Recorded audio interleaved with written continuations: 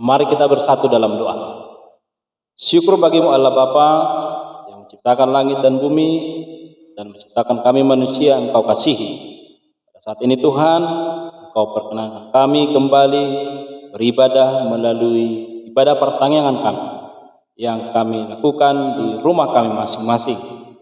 Karena Tuhan, Engkau berkenan hadir di antara kami, menguduskan kami Tuhan, agar kami layak menerima firman.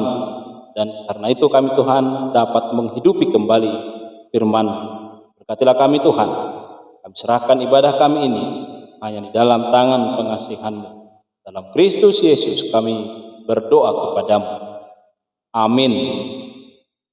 Bapak, Ibu, dan saudara-saudara yang terkasih dalam nama Tuhan kita Yesus Kristus, firman Tuhan dalam ibadah pertanyaan kita pada malam hari ini yang tertulis dalam kitab Wahyu kepada Yohanes pasal 15 ayat yang pertama hingga ayat yang keempat.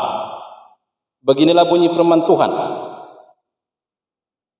Nyanyian mereka yang menang. Dan aku melihat suatu tanda lain di langit, besar dan ajaib, 7 malaikat dengan 7 malapetaka terakhir, karena dengan itu berakhirlah murka Allah.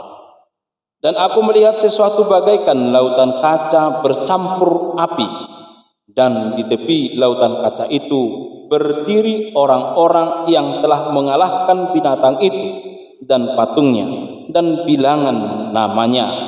Pada mereka ada kecapi Allah, dan mereka menyanyikan nyanyian Musa hamba Allah dan nyanyian anak domba bunyinya. Besar dan ajaib segala pekerjaan-Mu, ya Tuhan Allah yang Maha Kuasa. Adil dan benar segala jalan-Mu, ya Raja segala bangsa. Siapakah yang tidak takut, ya Tuhan, dan yang tidak memuliakan nama-Mu? Sebab Engkau saja yang kudus. Karena semua bangsa akan datang dan sujud menyembah Engkau, sebab telah nyata kebenaran segala penghakiman-Mu. Demikian bunyi firman Tuhan. Bapak, Ibu, dan saudara-saudara yang terkasih, nama minggu kita hari ini adalah Minggu Kantate, yang artinya nyanyikanlah nyanyian baru bagi Tuhan. Nas ini mengajak kita supaya bernyanyi memuji Tuhan. Mengapa kita diajak untuk bernyanyi memuji Tuhan? Sebab Dia baik, sebab Dia yang menjadikan langit dan bumi, sebab Dia adalah Allah yang perkasa dan tidak ada Allah lain yang mempunyai kekuatan yang sama dengan kekuatan Allah yang kita kenal itu. Dalam pasal 15 ini melalui penglihatan Yohanes, kita diingatkan kembali tentang sifat Allah yang adil dan benar itu. Allah yang menghukum dan Allah yang memulihkan. Allah dalam segala perbuatannya selalu mengingatkan umat akan perbuatan-perbuatannya terdahulu. Allah selalu mengingatkan akan kasih setianya dengan pengalaman-pengalaman bangsa-bangsa atau orang-orang yang dipilih oleh Allah untuk kita saat ini. Nah, dalam penglihatan Yohanes kita melihat 2 hal. Yang pertama, penglihatan Yohanes yang sangat serupa dengan keadaan yang terdapat dalam kitab Keluaran pasal 14 dan 15. Penglihatan ini memaparkan kepada kita tentang ungkapan syukur orang-orang Israel kepada Allah ketika menyeberangi Laut Merah dan diselamatkan oleh Allah dari kejaran orang-orang Mesir. Di mana kita tahu bahwa orang-orang Mesir itu yang mengejar umat Allah, umat Israel, mereka semua tewas di dalam laut. Nah, ungkapan syukur bagi Allah tersebut mereka kumandangkan lewat nyanyian pujian di tepi laut itu. Dalam nyanyian tersebut terungkap pengakuan kekal sepanjang masa bahwa Allah lah yang membebaskan mereka. Jadi jelas alamat pujian mereka adalah kepada Allah yang menyelamatkan. Bahkan dalam setiap upacara pengorbanan domba Paskah, nyanyian ini selalu dikumandangkan, selalu dinyanyikan.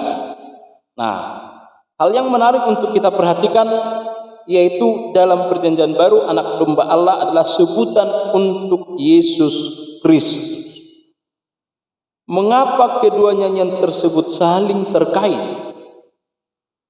Itu karena pembahasan yang Allah demonstrasikan, yang Allah tunjukkan melalui Musa dalam Perjanjian Lama, yang adalah sebuah fakta sejarah mengarahkan kita pada fakta pembebasan yang sempurna dan sejati dalam Perjanjian Baru, yaitu dalam pengorbanan Tuhan kita Yesus Kristus yang mati di kayu salib.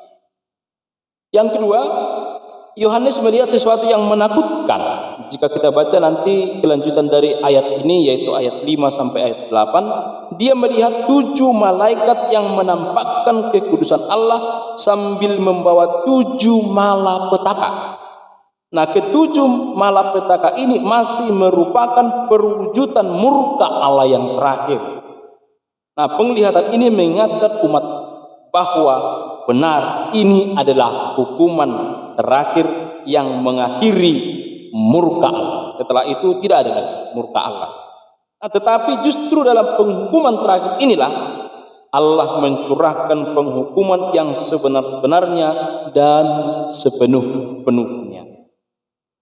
Di dalam Perjanjian Lama kita dapat melihat suatu bukti kedahsyatan penghakiman Allah atas kejahatan bangsa-bangsa.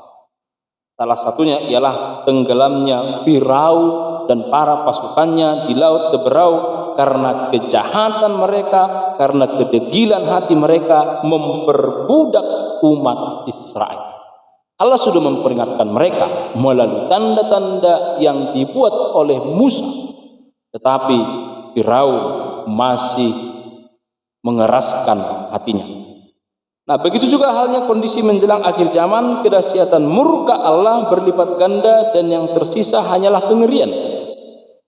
Puncak murka Allah dilukiskan melalui 7 cawan yang berisi malapetaka yang mendatangkan kematian dan kehancuran dunia dan segala isinya. 7 cawan memperlihatkan isi dan tujuan penghakiman Allah. Cawan itu melambangkan kegenapan murka Allah. Ini memperlihatkan bahwa kesempatan bertobat telah ditutup. Saudara-saudara yang terkasih dalam nama Tuhan kita Yesus Kristus, selain cawan terlihat lautan kaca bercampur api dan umat Allah. Lautan di sini membayangkan laut Teberau. Bayangkan umat Israel melihat kemusnahan Firaun dan pasukannya, sehingga mereka bisa menaikkan pujian kepada Allah. Umat Allah bertarung melawan kekuatan antikristus. Di tengah pertarungan itu, umat Allah mampu mempertahankan imannya walau ditindas dan kehilangan nyawa. Di mata dunia, kematian umat Allah merupakan kekalahan. Di mata Allah, kematian umatnya ialah kemenangan. Sama halnya kematian Kristus ialah lambang kehinaan bagi orang yang tidak percaya, maka kebangkitan Kristus adalah lambang kemenangan atas kuasa maut dan dunia ini, sehingga dunia menjadi hadiah kemenangannya. Rasul Yohanes memperlihatkan bahwa kekalahan dan kebinasaan si jahat hanya menunggu waktu.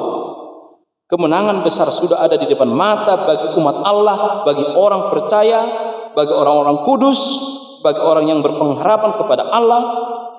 Umat Allah akan bergembira serta menyanyikan lagu kemenangan mereka dalam ayat 3 sampai ayat 4. Lagu kemenangan ini memiliki 2 makna, yaitu tuntutan rasa keadilan umat Allah telah terpenuhi. Kedua, semua perjuangan mereka di dunia mendapat pahalanya mendapat bagiannya, seperti Musa telah membebaskan Israel dari belenggu perbudakan. Demikian halnya umat Allah mendapat tempat perhentiannya yang abadi, yaitu surga yang mulia. Kemenangan ini patut dirayakan karena Allah itu adil dan benar. Kita diajak untuk bernyanyi memuji Tuhan dengan kemampuan yang kita miliki, dengan talenta yang kita miliki. Bernyanyi adalah satu ungkapan syukur kita kepada Tuhan. Maka di Minggu Kantate ini kita diajak untuk menyanyikan nyanyian baru bagi Tuhan. Nyanyian baru bukan berarti lagu-lagu yang baru, syair-syair yang baru, tapi menyanyikan lagu baru artinya dengan suasana hati yang baru, kegembiraan yang baru, sikap yang baru. Karena itu sangat berkenan di hadapan Allah. Karena itu saudara-saudara yang terkasih, melalui firman Tuhan kali ini kita diajak semakin giat lagi dalam memuji Tuhan dalam setiap gerak hidup kita. Jadi apa yang kita lakukan itu adalah pujian yang kita alamatkan kepada Allah. Itu terlepas dari bagaimana kita merespon Allah. Karena pujian, nyanyian kepada Allah itu sebagai suatu bentuk respon kita atas kasih setia Allah. Jadi apa yang kita nyanyikan, apa yang kita lakukan, itu merupakan suatu respon kita sebagai jawaban atas kasih setia Tuhan kepada kita. Nah, namun kitalah masing-masing individu atau setiap orang yang memilah-milah apakah perbuatan kita, sikap kita layak menjadi pujian bagi Allah. Maka diajak supaya kita menyanyikan nyanyian baru, sikap yang baru hari ini dan untuk selama-lamanya agar berkenan di hadapan Allah. Selamat memuji Tuhan, selamat bernyanyi bagi Tuhan. Amin. Kita berdoa. Syukur bagimu Tuhan, melalui Yesus Kristus Tuhan kami, karena Engkau perkenankan kami kembali untuk memuji dan memuliakan nama-Mu pada ibadah kami pada saat ini, pada malam hari ini ya Tuhan. Engkau perkenankan kami untuk bernyanyi, memuji dan memuliakan Engkau. Kiranya Tuhan Engkau berkenan atas segala pujian kami, nyanyian kami, doa-doa kami.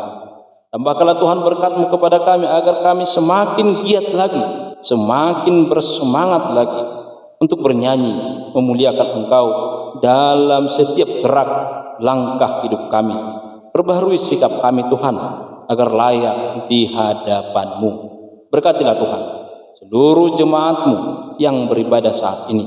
Kiranya mereka memperoleh berkat karunia daripada Engkau. Bimbing kami Tuhan yang masih dalam kekurangan pengetahuan akan firman-Mu, sehingga kami beroleh pengetahuan dan pengertian yang baru. Kami dapat memperbaharui kehidupan kami.